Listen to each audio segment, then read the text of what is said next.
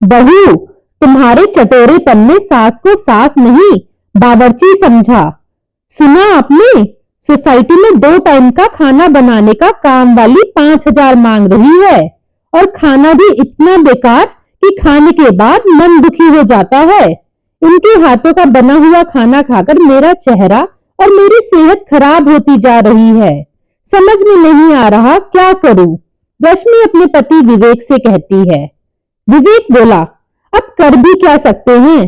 तुम्हें खाना बनाने में कोई रुचि नहीं है तो बाहर से मंगाकर खाओ या काम वाली से खाना बनवाओ, और कोई उपाय है?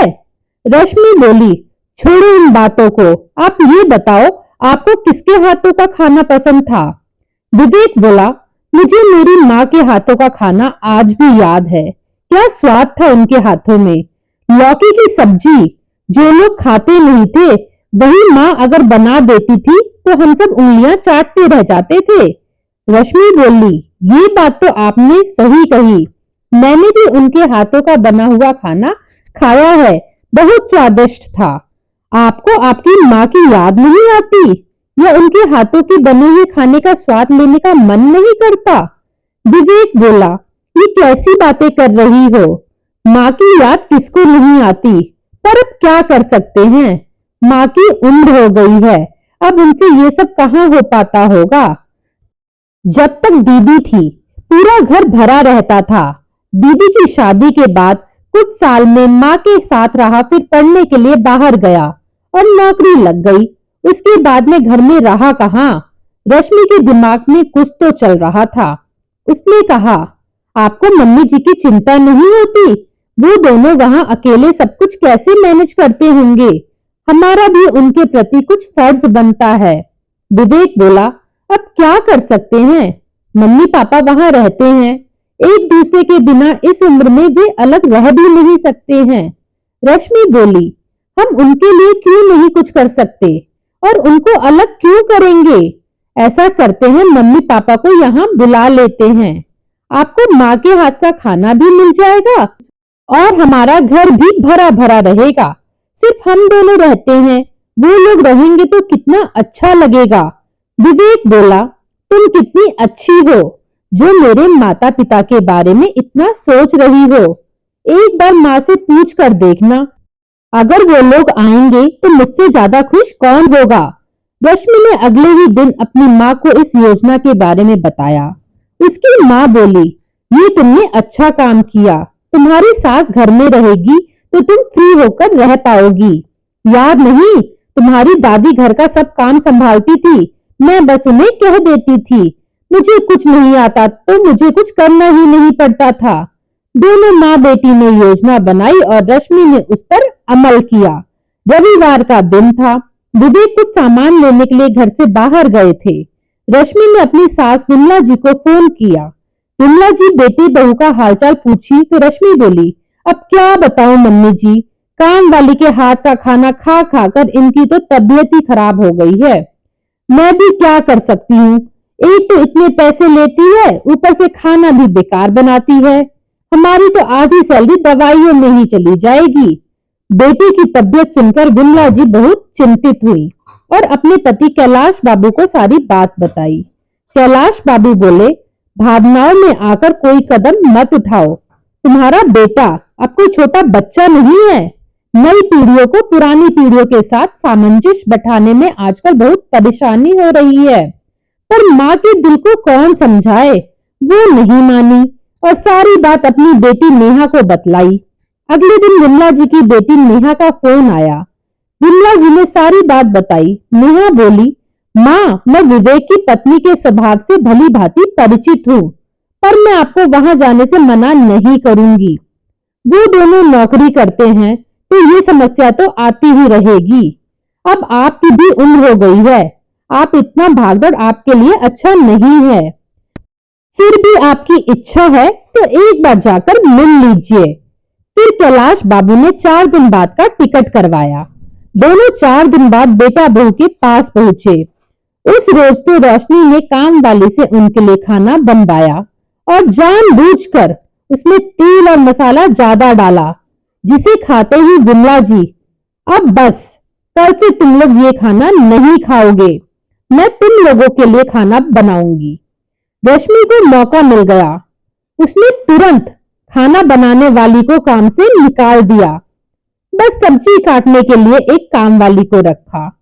अब रोज विमला जी उन लोगों के लिए स्वादिष्ट खाना बनाती थी और रश्मि अपनी जिम्मेदारियों से मुक्त आराम करती थी। धीरे धीरे समय ऐसे ही बीत रहा था। करीबन 20 से 25 दिन हो गए। एक रोज कैलाश बाबू बोले, विमला मेरे लिए चाय बना दो। रश्मि बोली, पापा जी मम्मी जी हमारे लिए टिफिन बना रही हैं, आप थोड़ी देर बाद चाय पी लीजिएगा। कैलाश बाबू बोले, बहू तुम्हारी सास रसोई में काम कर रही है तो तुम मेरे लिए चाय बना दो। अगर खाना बनाना सीखोगी नहीं तो कल को अपने बच्चों को कैसे खिलाओगी? तुम्हारे हाथों के खाने का स्वाद को तो वो तरस जाएंगे। रश्मि मुंह बनाकर बोली, पापा जी मेरे मायके में बहुत सारे रसोइये हैं, मेरी माँ आज तक रसोई में नहीं गई तो मैं कैसे खाना बना सकती हूँ? इतना कहकर मुंह बनाते हुए वो वहां से चली गई। कैलाश बाबू सब देख रहे थे और समझ भी रहे थे। 1 घंटे बाद जब विमला जी ने चाय देने आई तो वो बोले, विमला कुछ तो अपनी उम्र का ख्याल करो। बहू को सिखाने की जगह तुम उसकी आदत खराब कर रही हो। कब तक तुम यूं ही बनाकर खिलाती रहोगी? तुम्हारे पास वक्त ही नहीं है कि तुम मुझे 1 कप चाय दो। अब तो विवेक ठीक ठाक है, चलो अब घर चलते हैं। विमला जी बोली, कैसी बात कर रही हैं? अपने बच्चों के लिए खाना बनाने में कोई माँ थकती है और मुझे तो खाना बनाना बहुत पसंद है। तभी नेहा का फोन आया। नेहा माँ की आवाज सुनकर बोली, क्या बात है माँ, आप थकी थकी सी लग रही है। विमला जी बोली, अरे नहीं नहीं बेटा, अभी अभी तुम्हारे भैया भाभी को नाश्ता करवाया और टिफिन बनाकर दिया है। तुम्हारे पापा नाराज रहते हैं कि मैं उन पर ध्यान नहीं देती। तुम उनसे बातें करो। कैलाश बाबू ने बेटी को सारी बात बताई। नेहा बोली, पापा मैंने माँ को पहले ही बोला था कि रश्मि के स्वभाव से मैं परिचित हूँ, वो बस अपने आराम के लिए आपको वहां बुला रही है। माँ की उम्र है, अब रसोई में काम करने की। अगर आप लोग बीमार पड़ गए तो सोचिए वहां माँ की सेवा कौन करेगा? मेरी बात मानिए, विवेक अब बिल्कुल ठीक है तो आप लोग वापस चले जाइए। कैलाश बाबू सोच रहे थे, कैसे बेटे से ये कहूं कि अब तुम्हारे घर में हमारा जी नहीं लगता। इसी उधेड़ दिन में थे तब नेहा ने एक रोज रश्मि को फोन किया और कहा, भाभी माँ के हाथों का खाना खाकर आपको आपकी माँ की याद आ गई होगी। रश्मि मुंह बनाकर बोली, नहीं दीदी, मुझे ऐसे भी रसोइये के हाथ के खाने की आदत है। वो तो आपके भाई को मम्मी के हाथ के खाने की याद आती थी। वैसे मम्मी जी खाना बनाती हैं बहुत स्वादिष्ट, तो उनके खाने का स्वाद किसे याद नहीं रहेगा। नेहा बोली, माँ अच्छा खाना बनाती है, ये कहकर आपने रसोई से पहले ही पल्ला झाड़ लिया था। पर आपको ये नहीं लगता कि माँ की अब उम्र नहीं रही रसोई में काम करने की? रश्मि बोली, हमें उनका ख्याल है, आप चिंता मत कीजिए। नेहा बोली, आप कहती हैं माँ का आपको ख्याल है, अगर आपको माँ का ख्याल रहता तो आप अपनी खाना बनाने वाली को काम से नहीं निकालती। बच्चों को माँ के खाने का स्वाद पसंद है, इसका मतलब ये नहीं कि वो माँ को बुढ़ापे में भी रसोई की जिम्मेदारी सौंप दे। माँ को तकलीफ होगी तो बेटी को तो दर्द होगा ही। नेहा की बात सुनकर रश्मि बहुत नाराज हुई और अपना सारा गुस्सा उसने विवेक पर निकाला। विवेक सबको सुनने के बाद विमला जी के पास गया और बोला, माँ क्या आपको इस घर में तकलीफ हो रही है? क्योंकि दीदी ने रश्मि को फोन करके बहुत कुछ सुनाया है। विमला जी चुप हो गई।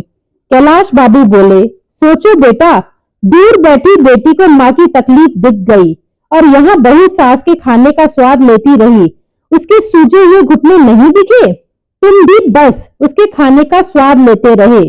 अगर बहू सास का दर्द समझने लगे तो कोई भी बेटी क्यों माँ के लिए बोलेगी? रश्मि बोली, पापा जी मैंने कितनी बार मम्मी जी को कहा है आप बैठकर खाना बनाइए, पर वो है कि सुनती कहाँ है।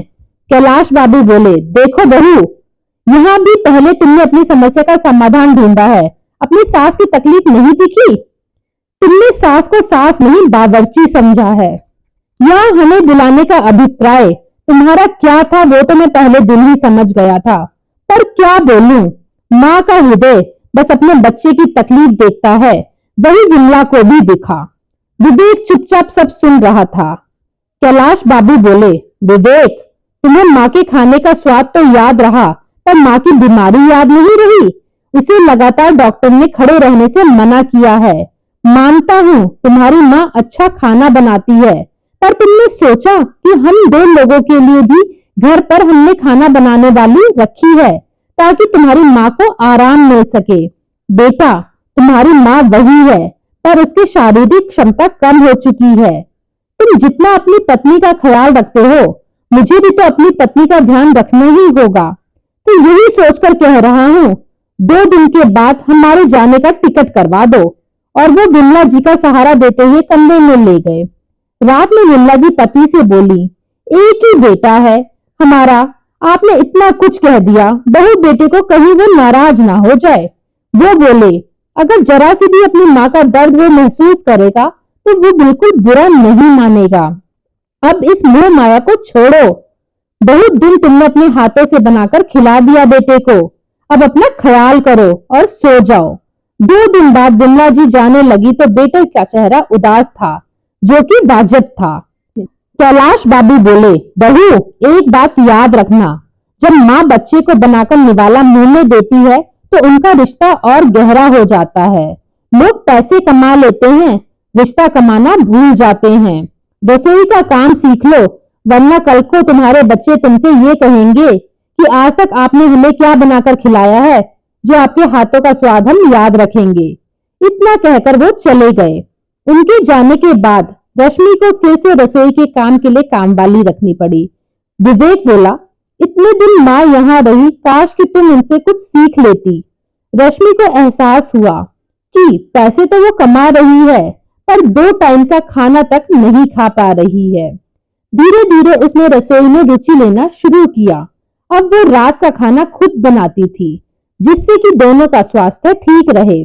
जब ये बात विमला जी को पता चली तो वो बहुत खुश हुई। अब फोन करके बहू का हौसला बढ़ाती थी और कुछ नई नई रेसिपी उसे बताती थी। अब बीच बीच में वो दोनों बेटे बहू से मिलकर आते थे। दोस्तों मानते हैं माँ के हाथों में जादू होता है, उनके हाथों का स्वाद तो उम्र भर याद रहता है। पर क्या स्वार्थ में आकर उसी माँ को हम बावर्ची समझने लगते हैं? बावर्ची के हाथों में वो स्वाद क्यों नहीं रहता? क्योंकि वो काम समझकर हमारे लिए खाना बनाते हैं। माँ उस खाने में मसाले के साथ साथ अपनी ममता भी मिलाती है, तभी तो वो स्वाद हमारे जहन में रहता है। दोस्तों, अगर आपको ये कहानी पसंद आए तो कहानी को लाइक करें और अपनी राय हमें अवश्य दें।